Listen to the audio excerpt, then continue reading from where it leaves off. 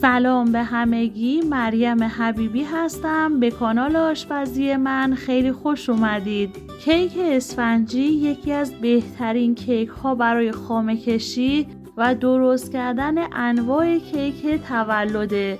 بافت کیک اسفنجی خیلی مهمه. اگه به دنبال یک کیک اسفنجی فوق‌العاده با پف زیاد هستید، لطفاً تا انتهای ویدیو با من همراه باشید.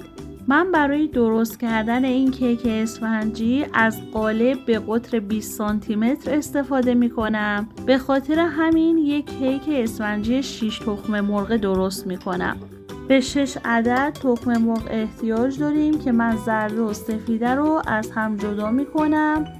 زرده ها رو در ظرفی و سفیده ها رو هم در ظرفی دیگه می ریزم. دقت کنید که ظرفی رو که سفیده ها رو داخلش می ریزید باید خشک و تمیز باشه و همینطور هنگام جدا کردن زرده و سفیده حتی یه مقدار کم زردم نباید داخل سفیده ها باشه.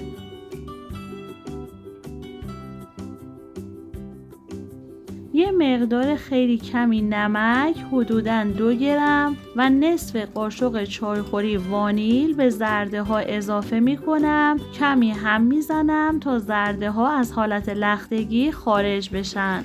حالا با دور تند همزن برقی شروع به هم زدن سفیده های تخم مرغ می کنم. بعد از 1 دقیقه از هم زدن 160 گرم شکر معادل 2/3 پیمانه به اضافه 1 قاشق غذاخوری رو در 3 مرحله به سفیده های تخم مرغ اضافه می کنم و هم می زنم. سعی کنید شکر رو به یک باره به سفیده های تخم مرغ اضافه نکنید.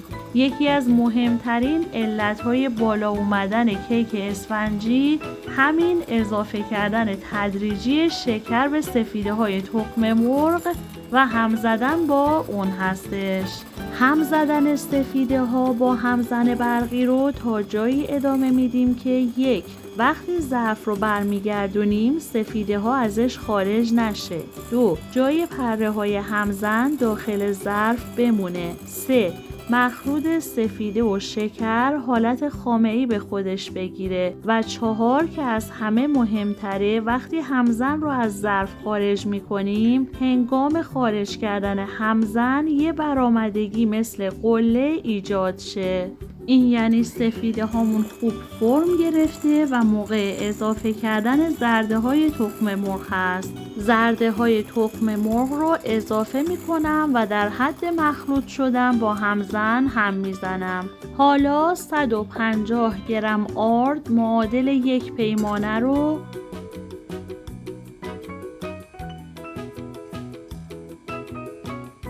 به همراه 14 گرم نشاسته ذرت معادل 1.5 قاشق غذاخوری و 4 گرم بیکینگ پودر معادل 1 قاشق چایخوری داخل الک میریزم و الک میکنم. کمی هم میزنم، دوباره داخل الک میریزم و طی 2 مرحله به مخلوط تخم مرغ ها اضافه میکنم. الک کردن آرد باعث هوادهی و در نتیجه پف بیشتر کیک اسفنجی میشه. حالا خیلی آروم به این صورت به شکل دورانی در یک جهت شروع به هم زدن میکنم تا آرد با بقیه مواد کیکمون مخلوط شه. خوشحال میشم توی کامنت ها برام بنویسید که از کدوم شهر یا کشور ویدیوهای من رو تماشا میکنید. آخه خیلی جالبه که بدونم. بقیه آرد رو هم الک میکنم و به مواد کیکمون اضافه میکنم. سعی کنید زیاد هم نزنید، همین که آرد مخلوط بشه کافیه.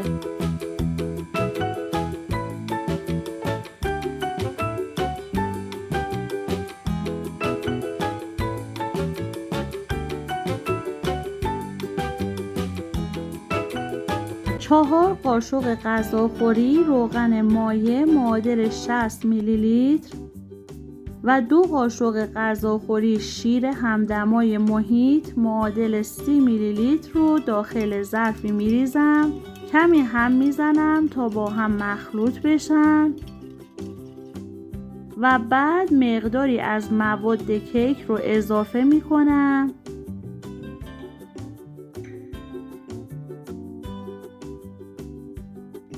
مجددا خوب هم میزنم تا مخلوطمون یک دست بشه.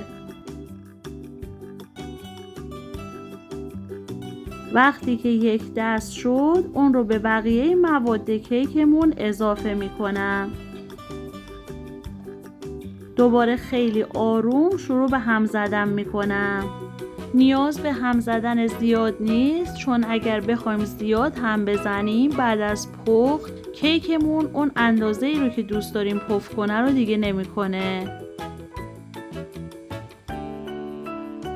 حالا مواد کیک رو داخل قالب میریزم و بعد سطح روی کیک رو با یه استیخ چوبی صاف میکنم. قالب رو چند ضربه به سطح میزنم و بعد اون رو در فر از قبل گرم شده در دمای 160 درجه سانتیگراد به مدت 35 تا 40 دقیقه قرار میدم تا کیکمون بپزه.